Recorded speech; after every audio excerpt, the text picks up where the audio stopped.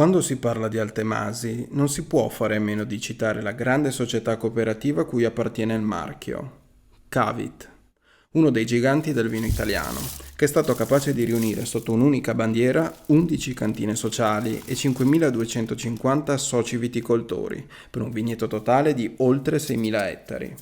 Una realtà che ha creato, assieme all'Istituto Enologico di San Michele all'Adige, un importante centro di ricerca presso la sua sede di rappresentanza Maso Torresella, una struttura in cui tecnici di altissimo livello lavorano quotidianamente ad un progetto viticolo ed enologico volto alla creazione di una linea di qualità superiore.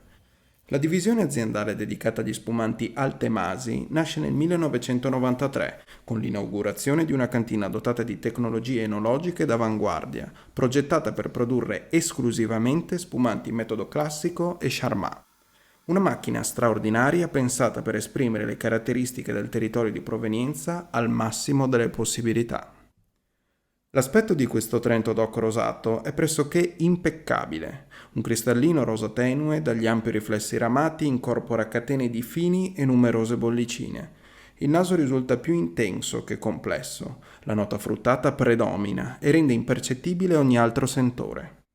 In bocca ritroviamo la cremosità delle bollicine che avevamo degustato solo visivamente poco prima, una sensazione che sostiene senza eccessi freschezza e sapidità, consolidando il bilanciamento tipico di un vino diplomatico, che difficilmente dispiacerà ai vostri commensali. Un brut base altamente dimostrativo del livello tecnico raggiunto dal produttore. Questo rosé non pretende di emozionarvi, ma può senza dubbio diventare il vostro spumante quotidiano.